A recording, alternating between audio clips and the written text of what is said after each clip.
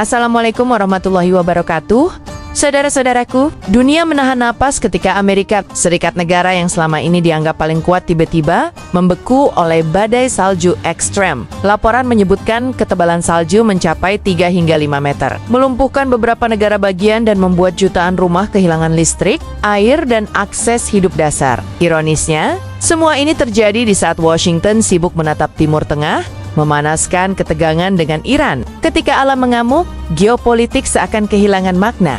Salju turun tanpa kompromi. Jalan raya berubah menjadi kubangan es, bandara ditutup, dan rel transportasi berhenti total. Kota-kota yang biasanya hidup 24 jam mendadak senyap, terkunci oleh dingin yang menggigit tulang. Dalam hitungan jam, suhu anjlok drastis, kendaraan mogok, pipa air membeku, dan rumah-rumah kehilangan pemanas. Bagi warga, ini bukan sekadar cuaca buruk. Ini adalah krisis kemanusiaan di negara adidaya, Amerika, yang terbiasa mengendalikan dunia, kini berhadapan dengan kekuatan yang tak bisa dinegosiasikan, alam.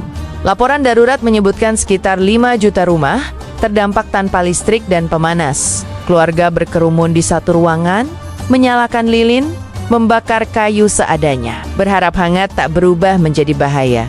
Rumah sakit kewalahan, lansia dan anak-anak menjadi kelompok paling rentan. Di banyak wilayah, warga terjebak berhari-hari, menunggu bantuan yang sulit menjangkau karena jalan tertutup salju setinggi manusia. Disinilah kenyataan telanjang terlihat. Teknologi canggih pun kalah oleh suhu ekstrem. Beberapa negara bagian Amerika Serikat praktis lumpuh total. Jalan raya tertutup, salju setinggi bangunan, kendaraan terkubur, dan akses darurat terputus. Kota-kota yang biasanya sibuk, kini sunyi, seolah ditinggalkan. Aktivitas ekonomi berhenti mendadak tanpa peringatan. Sekolah ditutup tanpa batas waktu. Kantor-kantor menghentikan operasional, dan jutaan pekerja terpaksa tinggal di rumah tanpa kepastian penghasilan. Rantai pasok terganggu, bahan pangan menipis, dan distribusi obat-obatan menjadi mimpi buruk di tengah suhu ekstrim. Di wilayah pedesaan, kondisi lebih parah. Peternak kehilangan ternak karena membeku, ladang tertutup salju tebal, dan listrik yang padam membuat alat pemanas tak berfungsi. Alam benar-benar menekan dari segala arah. Amerika Serikat yang selama ini dikenal tangguh, kini terkapar di hadapan cuaca yang tak bisa dilawan. Ketebalan salju mencapai 3 hingga 5 meter, bukan sekadar angka statistik. Ia adalah tembok putih yang mengurung rumah, memisahkan keluarga dari dunia luar, dan mengunci warga dalam dingin yang mematikan. Atap-atap bangunan runtuh karena tak sanggup menahan beban. Banyak rumah rusak parah, bahkan roboh. Kendaraan berat tak mampu bergerak, helikopter penyelamat kesulitan mendarat, dan upaya evakuasi berjalan lambat. Di beberapa wilayah, warga terjebak berhari-hari tanpa bantuan. Makanan menipis, bahan bakar habis, dan suhu terus turun. Harapan mereka hanya satu, bertahan hidup hingga bantuan datang. Badai salju ini bukan hanya ekstrimnya brutal dan tanpa belas kasihan. Di tengah krisis, pernyataan Donald Trump menjadi sorotan. Ia menyebut badai ini sebagai salah satu yang terburuk dalam sejarah Amerika. Nada suaranya keras, penuh tekanan, seolah menunjukkan kepanikan di balik panggung kekuasaan. Namun bagi rakyat yang membeku di rumah gelap tanpa pemanas, kata-kata tak cukup menghangatkan. Mereka menunggu tindakan nyata, bukan sekadar pernyataan politik. Kritik pun bermunculan. Mengapa kesiapsiagaan tak memadai? Mengapa jaringan listrik rapuh di tengah iklim ekstrem yang sudah lama diprediksi? Pertanyaan-pertanyaan itu menggema di tengah salju yang terus turun. Krisis ini memperlihatkan bahwa kepemimpinan diuji bukan saat perang, tetapi saat rakyat membeku. Amerika Serikat dikenal sebagai negara dengan anggaran militer terbesar di dunia. Pesawat tempur tercanggih, kapal induk raksasa, dan teknologi luar angkasa semua dimiliki. Namun di hadapan badai salju, kekuatan itu terasa tak berarti. Tank tak bisa berjalan di salju tebal. Jet tempur tak bisa menghangatkan rumah warga. Senjata tak bisa menyalakan listrik. Alam menunjukkan satu kebenaran pahit. Kekuatan sejati bukan hanya soal militer. Ironi ini mengguncang citra superpower. Negara yang sering mengatur dunia, kini sibuk menyelamatkan diri sendiri dari dingin yang mematikan, dan dunia menyaksikan bahwa tidak ada negara yang kebal terhadap murka alam. Badai salju ini menciptakan krisis kemanusiaan yang nyata. Rumah sakit kewalahan menerima pasien hipotermia, lansia dan tunawisma menjadi korban paling rentan. Banyak yang meninggal dalam kesunyian dingin, tempat penampungan darurat penuh sesak, bantuan terlambat karena akses terputus. Relawan bekerja tanpa lelah, namun cuaca terus menjadi musuh utama. Krisis ini membuka mata dunia bahwa kemajuan teknologi tidak otomatis berarti kesiapan menghadapi bencana. Negara maju pun bisa rapuh ketika sistem tidak siap. Amerika hari ini mengingatkan kita, kemanusiaan lebih penting daripada superioritas. Ironisnya, di saat rakyat membeku, ketegangan geopolitik dengan Iran di Timur Tengah tetap memanas. Retorika perang terus bergaung, armada militer bersiaga, dan ancaman saling dilontarkan. Banyak pihak mempertanyakan prioritas. Ketika jutaan warga kehilangan listrik dan kehangatan, mengapa fokus masih tertuju pada konflik jauh di seberang dunia? Salju seolah menjadi pengingat keras. Sebelum mengatur dunia, selamatkan dulu rakyat sendiri. Geopolitik boleh panas, tapi realitas di dalam negeri sedang membeku.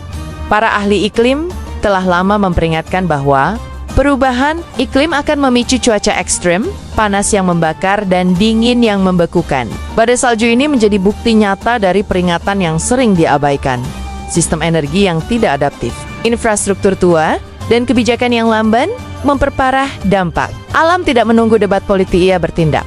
Bencana ini bukan kejutan, ia adalah konsekuensi, dan konsekuensi selalu datang dengan harga mahal.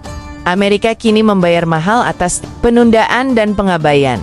Badai salju ekstrem ini adalah pengingat universal bahwa di atas segala kekuatan ada hukum alam yang tidak bisa ditawar. Negara kuat atau lemah, kaya atau miskin, semua setara di hadapan cuaca ekstrem. Amerika Serikat hari ini merasakan apa yang sering dirasakan negara lain: ketidakberdayaan, kepanikan, dan harapan agar bencana segera berlalu. Semoga tragedi ini menjadi pelajaran, bukan hanya bagi Amerika, tetapi bagi seluruh dunia, bahwa menjaga bumi dan melindungi rakyat jauh lebih penting daripada mempertontonkan kekuatan. Karena ketika alam berbicara, semua manusia hanya bisa mendengar dan belajar. Saudara-saudaraku, badai salju yang membekukan Amerika Serikat bukan sekadar peristiwa cuaca ekstrem. Ia adalah cermin besar bagi peradaban modern. Sebuah tamparan keras bagi dunia yang terlalu percaya pada kekuatan teknologi, ekonomi, dan senjata. Dalam hitungan hari, negara yang disebut superpower itu terdiam, terkunci oleh salju setinggi 3 hingga 5 meter. Sementara jutaan warganya berjuang untuk sekadar bertahan hidup di rumah-rumah yang dingin dan gelap. Peristiwa ini membuktikan satu kebenaran yang tak bisa dibantah. Alam tidak mengenal istilah negara kuat atau lemah. Di hadapan dingin yang mematikan, semua manusia sama rapuhnya. Anggaran militer terbesar di dunia tidak mampu menghangatkan satu rumah pun. Retorika geopolitik tidak mampu mencairkan es di jalanan. Kekuasaan global pun tak berdaya ketika listrik padam dan pemanas mati. Ironisnya, tragedi ini terjadi saat perhatian Amerika masih tertuju jauh ke luar negeri pada konflik, tekanan, dan ancaman di Timur Tengah dengan Iran. Ketika dunia politik sibuk memainkan strategi, rakyat di dalam negeri justru membeku. Seolah alam sedang berkata dengan tegas, selamatkan manusia dulu. Sebelum mengatur dunia, badai salju ini juga menjadi peringatan keras tentang krisis iklim yang selama ini diperdebatkan. Ditunda, bahkan disangkal. Apa yang terjadi bukan kejutan, melainkan konsekuensi. Ketika peringatan ilmiah diabaikan dan infrastruktur tak disiapkan, maka alam akan mengambil alih peran sebagai pengingat dengan cara yang menyakitkan. Namun, di balik dingin yang menggigit, masih ada harapan. Harapan bahwa dunia mau belajar, bahwa para pemimpin mau menata ulang prioritas, bahwa keselamatan rakyat, kesiapsiagaan bencana, dan penjagaan bumi tidak lagi menjadi isu sampingan, tetapi menjadi pusat dari setiap kebijakan. Semoga tragedi ini menjadi pelajaran bagi semua negara termisek kita, bahwa sebelum membanggakan kekuatan, kita harus memastikan kemanusiaan terlindungi, bahwa sebelum berbicara tentang perang dan dominasi, kita harus memastikan rakyat bisa hidup dengan aman dan bermartabat. Terima kasih telah menyimak hingga akhir. Jika Anda merasa narasi ini penting, bagikan agar semakin banyak yang sadar bahwa dunia sedang berubah dan alam sedang memberi peringatan. Tuliskan pendapat Anda di kolom komentar, karena suara nurani tidak boleh dibekukan oleh kepentingan. Dan jangan lupa untuk subscribe agar kita terus bersama menyuarakan kebenaran, keadilan, dan kemanusiaan. Wassalamualaikum warahmatullahi wabarakatuh.